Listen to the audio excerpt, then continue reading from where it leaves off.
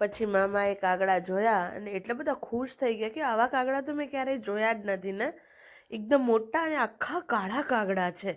અને એમના મનમાં વિચાર આવ્યો કે આમને આપણે કંઈક ખવડાવીએ, ગાંઠિયા ખવડાવીએ તો. બસ એમનો વિચાર હતો.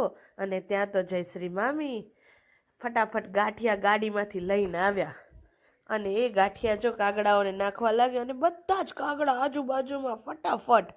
અને ત્યાં તો ભાવના મામી પણ આવ્યા કે હું પણ થોડું પુણ્ય કરી લઉં, લાવો લાવો. અને મામા તો પહેલેથી જ એમને ક્યારના ગાંઠિયા નાખવા હતા, પણ એ વિચારતા હતા કે આપણે તો ગાંઠિયા નથી લાવ્યા. પણ ત્યારે મોટા મામી ઈલા મામીએ કીધું કે ગાડીમાં આપણે ગાંઠિયા પડ્યા છે, લઈ આવો. અને પછી તો આ ત્રણેય જણ એટલા પ્રેમથી કાગડાઓને ગાંઠિયા ખવડાવતા હતા.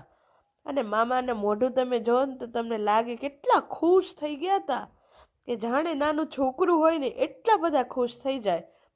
આજે લાગે છે કે અમારા ગુરુજી એમ કહેતા 50 વર્ષ પછી માણસ ફરી બાળક બની જાય. એ દાદા નથી બનતો, એ બાળક બને છે. એટલા ખુશ થઈ જતા હતા એ કાગડાને ખવડાવીને કે એ ખુશી જોવામાં તો હું બધું જ ભૂલી ગઈ. અને કાગડાઓ આજુબાજુમાં કાં કરતા ખાતા હતા. અને મામાને તો હજી એમ થતું હતું કે હજી વધારે ગાંઠિયા હોય તો.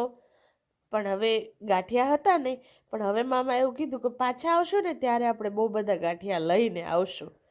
અને મામા એવું વિચારતા હતા કે આપણે આવું પુણ્ય ક્યાંથી. બસ એ નાના બાળકની જેમ ખુશ થઈ ગયા હતા. એવા ખુશ હતા ને કે તમે જુઓ ને તો તમારો થાક પણ ઉતરી જાય. અને ભાવના મામી તો બસ આવું પૂન આપણે ક્યાંથી, અરે આપણું આવું પૂન ક્યાં મળે. અને એટલામાં તો જયશ્રી મામી બહાર ગાંઠિયાવાળા પાસેથી ગાંઠિયા લઈને બીજા પણ ગાંઠિયા નાખ્યા હાથમાં હતા ને ત્યાં જ કાગડાઓ દોડીને જયશ્રી મામીની આજુબાજુ આવી ગયા. પછી અમે ગયા તુલસી શ્યામમાં ગરમ પાણીના કુંડ બાજુ. પણ મામાએ કીધું મારે તો કાંઈ નાવું નથી હો ભાઈ, આપણે કાંઈ એવું કરવું નથી.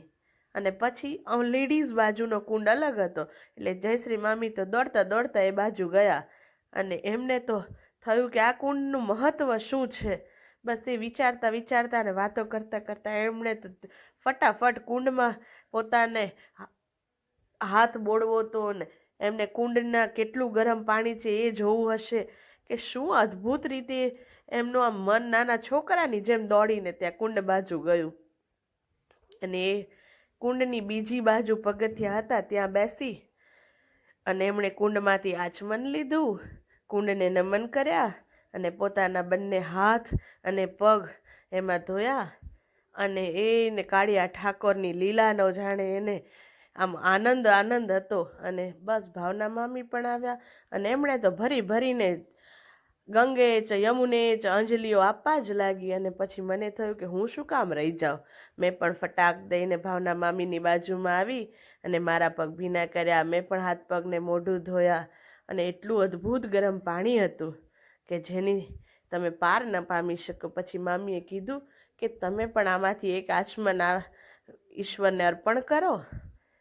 અને પછી આ બંને દેરાણી જેઠાણી એકબીજાના પગ ધોઈ અને પોતાના એકબીજાનું માયતમ વધારવા લાગ્યા. દેરાણી જેઠાણી એકબીજાને નવડાવે, એકબીજાના પગ ધોવે અને એકબીજાને નવડાવીને એ બંને જાણે ગયા જન્મની બે સગી બહેનો હોય ને આ જન્મે દેરાણી જેઠાણી હોય એવું એમનું વર્તન હતું. અને પછી જયશ્રી મામીએ મારા પણ પગ ધોવડાવ્યા, ભાવના મામીએ મારા પગ ધોયા. કારણ કે એ લોકોએ મારા લગ્નમાં અનઘોળ નહોતો કરાવ્યો ને, એ લાગે છે પરિપૂર્ણ કર્યું.